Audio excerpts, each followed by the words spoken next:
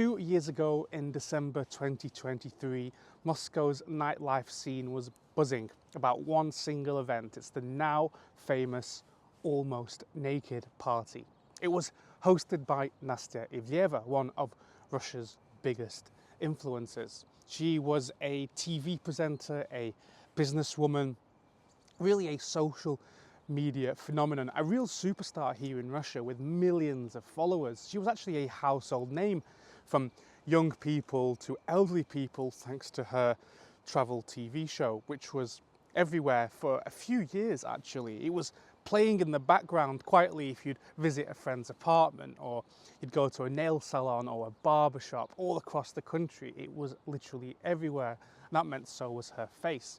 And the concept of her party was simple. It was a playful costume night at the very trendy Mutabor club. And the dress code was almost naked. So guests turned up in body paint or latex or lingerie or just half finished outfits. And that's very loud, it's very over the top, very typical of Moscow in 2023. And it started like that typical influencer moment that we've seen millions of times now. Endless Instagram stories, celebrities posing for photos with each other, just everyone having a laugh. But within hours, a huge backlash began. Clips from the party went viral all over Telegram. Conservative bloggers, conservative politicians and TV commentators called it a national disgrace. They said it was inappropriate to have such a party at a time of war, at a time when the country was meant to be serious, it was meant to be united. TV presenters on state-run channels demanded accountability for people who had been there. And within days, what had been a fashion stunt at a party had turned into a morality trial. Brands that had worked with Ivleva, such as the phone company MTS or the bank Tinkoff, and many others, ended contracts with her. A wave of public figures who were her friends distanced themselves to protect their own image. Some guests who had attended and were seen in the background on photos, they rushed to post statements online saying they didn't even know what kind of event it would be or they'd made a mistake going. Others went to Telegram to post apology videos showing their loyalty and their good morals. The fallout was astonishingly fast. Ivleva herself was fined for offending public morals, but of course that wasn't it. Once she had entered those political crosshairs, other branches of the government joined in too, including the tax service, most famously, which began examining all of her business interests.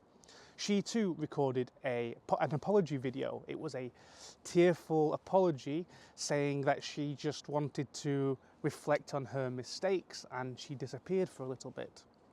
Many other attendees also came under the microscope, most famously the rapper Vasio, who showed up at the party wearing just a sock. Yes, exactly where you think it was. He was detained for disorderly conduct, spent 25 days in jail, and immediately upon his release was handed a military summons.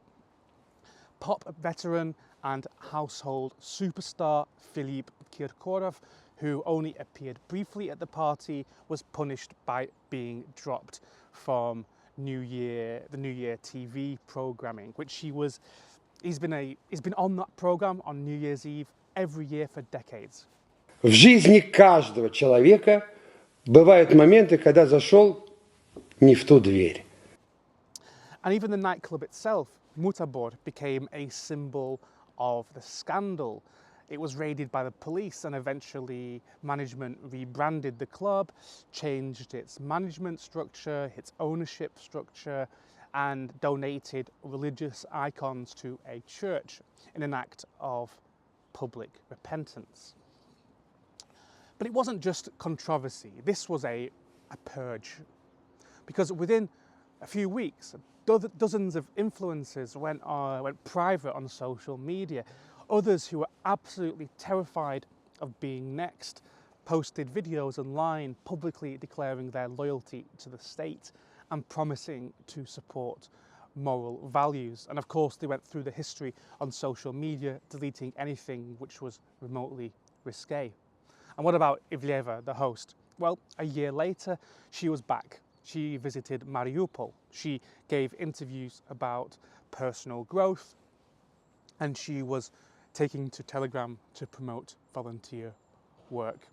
So the almost naked party story wasn't really about clothes. This was a moment that marked an escalation of cancel culture in Russia, and it's a bellwether for how things had changed. It showed how quickly public morality could turn into a tool for erasing and rewriting reputations. And that's cancel culture in Russia. Hi, my name's Johnny. I'm from England and I've been living in Russia for more than 8 years. And today I want to talk about one of my pet peeves and one of the ways hypocrisy has seeped into the narrative about modern Russia. Because people say that cancel culture is a Western phenomenon, but I'd say it's just as alive here as it is in the West. But it works very, very differently here. In the West, cancel culture is usually commercial. When a public figure gets caught in a scandal, or more often in a crime, it's brands and sponsors who act first, worried about reputation or shareholders or social backlash. It's driven by PR teams and the logic of the market. The list of people who have been cancelled in one way or another is endless. Some for actual crimes and some for just going against the winds. You've got names like Kevin Spacey, J.K. Rowling, Johnny Depp and Louis C.K. And no, I'm not saying they are all the same. Some are very clearly worse than the others. And I'd actually argue that some of them deserved it. In fact, many of them did. But in Russia, it's almost the complete opposite. Cancellation here isn't mainly a financial calculation. It's an administrative one. It doesn't come from brands. It comes from institutions and it comes from the government. For example, a performer gets labelled as inappropriate and suddenly venues, radio stations and sponsors all step back at once. And because so many companies here in Russia, especially in media and entertainment, have formal or informal links to the state, they follow those signals either because they're told or because it's instinct. It's not really outrage or the chance of losing money that drives cancellation here in Russia, it's compliance. And today I want to talk about some of those cases of Russian cancel culture that you might not have heard about. Today's video comes to you at the very end of autumn here at one of my favourite parks, Bauman Park here, pretty close to the centre of Moscow, somewhere where I like to go for a walk fairly often, even in pretty grim weather like this. Music has always been the language of rebellion. Across the world, artists have used the medium of song to challenge power, question authority, or simply express frustration when speaking openly wasn't possible. Governments everywhere, all around the world, from Washington to Beijing, have at times tried to manage what people hear and how people feel. During the Vietnam War era, for instance, American protest songs were pulled from radio stations, and artists like John Lennon or Pete Seeger found themselves under surveillance by the government. In other words, the link between music and censorship isn't unique to any one country. It's absolutely universal. And Russia in 2025 is no exception. The same tension between art and authority has always existed here, but over the last decade it's become far more structured. A clear early case was Noise MC. In 2014, he performed in Ukraine, holding a flag on stage and dedicating his music set to the victims of information warfare. And when he came home to Russia, more than half of his concerts were instantly cancelled.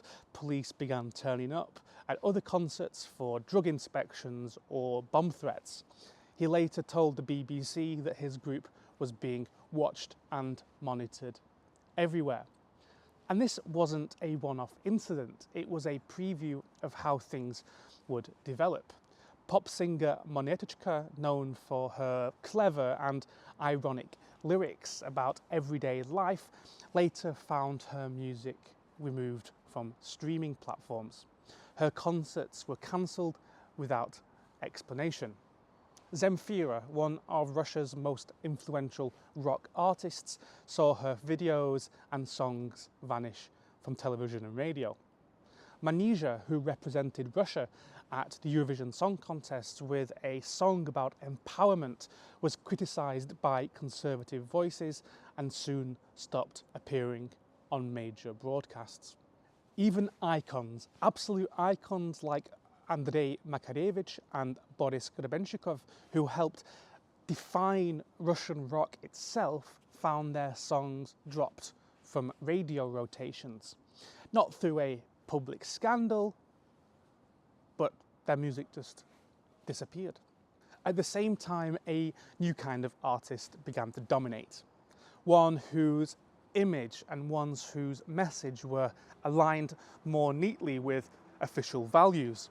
The clearest example of that, of course, is Shaman, whose anthems I'm Russian and We play at state concerts, TV galas, sports events, and his rise wasn't organic in the usual sense. It was amplified by near constant media exposure and institutional support. His songs didn't just become popular because people liked them, they became ubiquitous. And that contrast is what makes Russia's cultural landscape so distinctive today. While Western cancel culture tends to emerge from audiences or brands reacting to individuals, here it's built into the structure of cultural life itself, shaping what's heard, what's remembered, and of course, what's erased. Throughout history around the world, writers and thinkers have often found themselves in serious trouble when their ideas collide with power. And that's not just here in Russia. In the United States during the McCarthy era, hundreds of writers and academics were publicly blacklisted for what was called suspected un-American activity. And hearings against them were televised. Their names were published in newspapers, which meant that careers were ended overnight. In my home country, the United Kingdom, books have been pulled or have been restricted for moral reasons or political reasons. It happens in modern times too, but of course, the most famous example is Lady Chatterley's Lover. So all over the world, states have used culture and governments have used education to draw lines about what is allowed to be said and what cannot be said. Russia follows the same pattern today in 2025. Writers here in Russia, much more than in other countries, are public figures. And once they cross a boundary, whether that's artistic, political, or even symbolic, the reaction to them tends to be official. Boris Akunin, one of the country's best-selling authors, was formally declared a foreign agent. His books were pulled from all, if not most, bookshops. Publishers issued statements, and his name was removed from book festival programs. Lyudmila Ulitskaya, who is an internationally celebrated novelist, was given the same foreign agent label, and on television you could watch politicians and commentators discuss her views in prime time, and cultural institutions distance themselves from her. Dmitry Gluchovsky, the author of the Metro 2033 series, was accused in absentia, and public events connected with his name were cancelled. Dmitry Muratov, the Nobel Prize-winning editor of Novaya Gazeta, was also listed as a foreign agent, which is a rare move against someone so internationally recognised. And it's not limited to writers of fiction or journalism. Even academics and historians have faced similar treatment here in Russia. Pavel Shutkin, the country's most prominent food historian and a real respected author on works of Russian cuisine, was added to the foreign agent register too. His case stood out precisely because his field, the field of food, had nothing at all to do with politics. He wasn't a journalist. Yet once he was labelled a foreign agent, he faced the same restrictions on public appearances, publishing and partnerships. And these are not whispers or quiet exclusions. These are official actions announced by ministries, repeated in state media, and followed by immediate institutional consequences. And that's really what highlights cancel culture right now in Russia. It doesn't rely on social pressure like cancel culture does in the West. It runs through formal channels. And once the state acts, every other part of the Russian system follows in step. The stage and screen have always been watched closely everywhere by governments because they reach wide audiences and they deal in emotion rather than political arguments. Governments across the entire planet have drawn limits on what can be performed and filmed and what can't. In the United States, Hollywood faced its own blacklist era. Actors, directors, screenwriters were accused of un-American activity and were banned for working for years and years. More recently, films have been pulled from release schedules in several countries for moral, religious or political reasons, from the example of The Interview being withdrawn after pressure from abroad, to regional bans on certain movies considered to be offensive or unpatriotic. In Europe, controversial plays about migration or colonial history have triggered public investigations and, of course, funding cuts. Russia's theatre and film world has gone through a similar tightening in 2025 and in fact over the last decade in general. Most famously, director Kirill Serebrennikov, one of Moscow's most acclaimed artists, was placed under house arrest all the way back in 2017 amid accusations of financial misconduct tied to state funding. The Gogol Theatre, where he served as artistic director, was then closed and replaced with a new institution which promotes traditional values. And it was a clear signal that modern experimental art would be judged not just by its quality, but its alignment with cultural policy.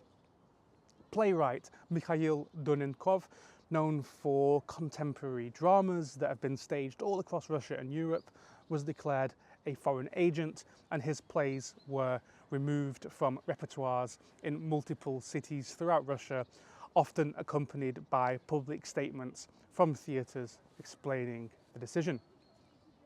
Actor and director Alexander Molochnikov, whose productions were known for blending modern politics with classical themes, was dismissed from his position at the Moscow Art Theatre after criticism from state media.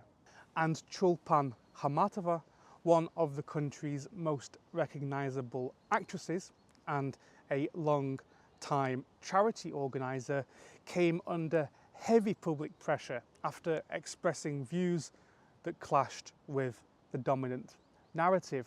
Her shows were pulled from several theatres across the country and, of course, television. All her appearances stopped, basically. And each of these cases were cultural figures crossing a line the government deemed to be unacceptable. In other words, the cultural boundary here isn't enforced by audience outrage, like it is in the US nowadays, but by institutions. Once a person or project is identified as inappropriate, every connected organisation, theatres, festivals, schools, sponsors adjusts in the same direction. The internet was once imagined as a space beyond control.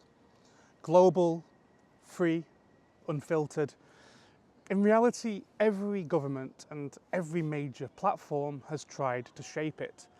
In the United States, major platforms routinely remove or demonetize political voices for breaking content guidelines. During election cycles, entire accounts have been suspended for spreading so-called misinformation. In the European Union, the Digital Services Act gives regulators the power to block sites accused of disinformation or harmful speech. China has its own controlled ecosystem where content is filtered before it's even published. Democracies like India, Turkey and South Korea have ordered temporary blocks on social media during protests or political unrest. And even YouTube, the website I'm publishing this video on, the one you're watching it on right now, censors people, sometimes for political reasons, sometimes for commercial ones. Channels can lose monetization or be removed entirely based on shifting policies, advertisers' demands, or regional laws. So, internet regulation isn't unique to Russia, but the way it operates here is interesting. In the past few years, a number of Russian bloggers and journalists have been officially designated by the state as foreign agents. Now, this label doesn't affect reputation exactly, but it carries legal obligations which make it impossible or very hard to earn income through sponsorship. Ilya Varlamov, known for his urban planning and travel videos, was added to that list in 2023. Sponsors immediately withdrew partnerships with him, and his Russian audience had to sit through warnings before all of his content saying that he was listed as a foreign agent. Yuri Dud, one of the country's most popular interviewers, at least pre-war, faced similar restrictions. His long-form conversations with musicians, celebrities and social figures once reach millions, but access to his channel is of course limited inside Russia because people have to watch it through YouTube, which needs a VPN, and his videos are not placed on domestic platforms. And Alexei Pivovarov, the creator of Redaktia, whose documentary-style stories covered topics like healthcare and transport and science, also fell under the same restrictions in 2024. He was declared a foreign agent. Every country manages culture in its own way. Some do it through public outrage, others through institutions. But the goal is always the same. It's to define what's acceptable, what's mainstream, and what belongs at the edges of society. In Western countries, cancellation is usually driven by the market, not a single authority, but a web of brands, audiences, and the media all reacting to one another.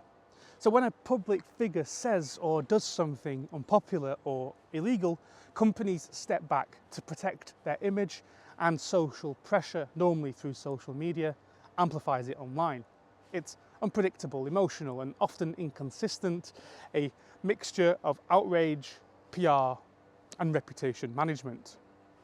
In Russia, the process is the opposite. It's structured, centralized, and carried out through official channels. When someone here is labeled undesirable or a foreign agent, it doesn't rely on online trends or public moods. It comes through an administrative act, often published by a real government body. And once that happens, the outcome is automatic. Concerts cancelled, books withdrawn, names removed from credits. And that's the main difference. In the West, cancel culture works through decentralized commercial pressure. In Russia, it works through administrative authority. One system is fragmented and reactive, the other is unified and procedural. And yet there's a shared irony here. Russian officials often accuse the West of cancelling Russian culture, removing Pushkin statues, dropping Tchaikovsky from programs, or revising reading lists. And those things do happen, and in my opinion, they are wrong. But at the same time, inside Russia, the exact same thing happens to living artists just under another name. Pushkin may be safe, but many of his modern successors are not. For the record, I don't support any of it. Not the West cancelling Russian culture, and certainly not Russia cancelling its own artists or dissidents. I believe in freedom of expression, in argument, and the right to be wrong without being erased. Once you start censoring culture, then you lose the space for growth, reflection, and real conversation. If you like this video, please subscribe to this channel. I would really appreciate it. And if you really liked it, you can sign up here as a paid member or send me a one-time donation on Buy Me a Coffee. The link is in the description to this video.